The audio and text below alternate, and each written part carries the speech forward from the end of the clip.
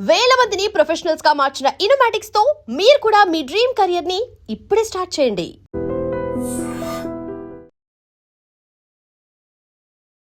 కోట్లు కుమ్మరించినోళ్ళే ముంచేశారు. ఒక్క మ్యాచ్, 2 మ్యాచ్లు కాదు, సగం టోర్నీ ముగిసిన ఫామ్లోకి వచ్చేదే లేదంటూ చేతులెత్తేశారు. స్టార్ ప్లేయర్స్ ఉన్న ఇతర జట్లకు కనీస పోటీ ఇవ్వకుండా చతికిల పడుతున్నారు. ఇప్పటికే దాదాపు ప్లే ఆఫ్ ఆశలు పోగొట్టుకుని పరువు పోగొట్టుకున్న ఆ జట్టు లక్నో సూపర్ జెయింట్స్ తొలి మ్యాచ్లో ఓడిపోయి ఆ తర్వాత వరుసగా 2 మ్యాచ్ల్లో గెలిచి ఊపు మీద కనిపించింది. కానీ ఆ తర్వాత తమ ఫ్లాప్ షోతో వరుసగా ఓడిపోతూ వచ్చింది. వరుసగా 5 మ్యాచ్ల్లో ఓడిపోయి ప్లే ఆఫ్స్ నుంచి దాదాపుగా నిష్క్రమించింది. ఇప్పటి వరకు ఆడిన 8 మ్యాచ్ల్లో 2 మ్యాచ్ల్లో గెలిచి లక్నో ప్లే ఆఫ్స్ కు అర్హత సాధించాలంటే మిగిలిన 6 మ్యాచ్ల్లో తప్పక గెలవాల్సిన పరిస్థితి. ప్రస్తుతం లక్నో ఉన్న ఫామ్ కు ప్లే ఆఫ్స్ ఆశలు పెట్టుకోవడం దండగనే అనిపిస్తుంది. ఎంత టాప్ ప్లేయర్స్ ని కొన్నామన్నది ముఖ్యం కాదు, ఆ రోజు ఎవరు బాగా ఆడారన్నదే ముఖ్యం. జట్టును మొత్తం ప్రక్షాళన చేసి మెగా ఆక్షన్లో స్టార్ ప్లేయర్స్ కొని కప్పు కొట్టేస్తున్నాం అంటూ కాన్ఫిడెంట్ గా కనిపించిన లక్నో సూపర్ జెయింట్స్ ఇప్పుడు దిక్కుతోచని స్థితిలో నిలిచింది. ముఖ్యంగా లక్నో చివరి 2 మ్యాచ్లు ఆడిన తీరు చూస్తుంటే ఈ ఐపీఎల్లో అన్ని జట్ల కంటే బలహీనంగా కనిపిస్తుంది. రాజస్థాన్తో జరిగిన మ్యాచ్లో 160 పరుగులను, నిన్న కోల్కతా నైట్ రైడర్స్తో జరిగిన మ్యాచ్లో 156 పరుగుల టార్గెట్ను చేస్ చేయలేక ఘోరంగా ఓడిపోయింది. దీంతో ఇప్పుడు ఇలాంటి జట్టును కొన్నందుకు Lucknow super giants owner Sanjiv గోయాంకాపై తీవ్ర విమర్శలు వస్తున్నాయి. ప్రస్తుతం ఆ జట్టు ఓనర్ సంజీవ్ గోయాంకా తీవ్ర నిరాశలో కనిపిస్తున్నారు. ఎలాగో ఈ సీజన్లో అట్ట ఫ్లాప్ కావడంతో రానున్న సీజన్పై దృష్టి పెట్టనుంది. ఐపీఎల్ 2027 మినీ యాక్షన్లో ప్లేయర్స్ అందరినీ రిలీజ్ చేసే ఆలోచనలో కనిపిస్తుంది. ముగ్గురిని మినహాయించి మిగతా జట్టుకు మొత్తం యాక్షన్లోకి వదిలేనున్నట్టు సమాచారం.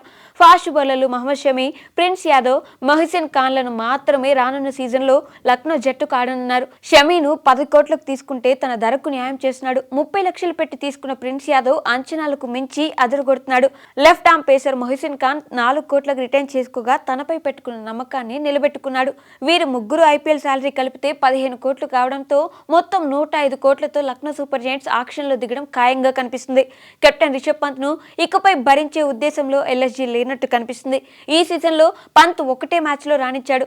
మిగిలిన మ్యాచ్ల్లో మినిమం బ్యాటింగ్ చేయకుండా విఫలమయ్యాడు. నిన్న రాజస్థాన్తో ఈజీ చేజింగ్లో డకౌట్ అయ్యి జట్టుకు భారంగా మారాడు.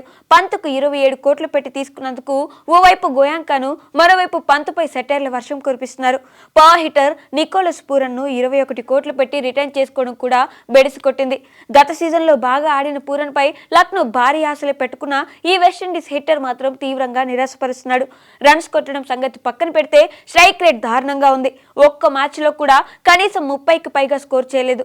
అదే సమయంలో 100 స్ట్రైక్ రేట్తో బ్యాటింగ్ చేయలేకపోవడం ఆశ్చర్యానికి గురిచేస్తుంది. నిన్న కేకేఆర్తో జరిగిన మ్యాచ్లో సూపర్ ఓవర్లో తొలి బంతికే డకౌట్ అయ్యాడు. 11 కోట్లు పెట్టి రిటైన్ చేసుకున్న మయాంక్ యాదవ్ అసలు అందుబాటులో ఉండడం లేదు.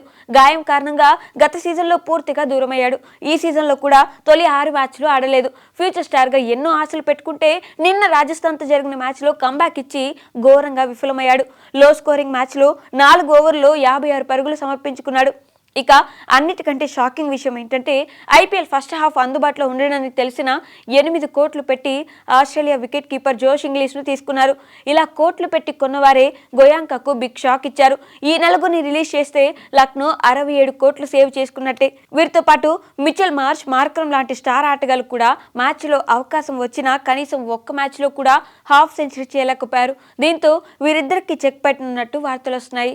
జట్టుకు గెలుపోవటములు చాలా సహజం, కానీ ఎవరినైతే నమ్మి కోట్లు పెట్టి జట్టులోకి తీసుకున్నారో వారే ఘోరంగా విఫలమవడం ఇప్పుడు లక్నో ఓనర్ను ఆందోళనకు గురిచేస్తుంది.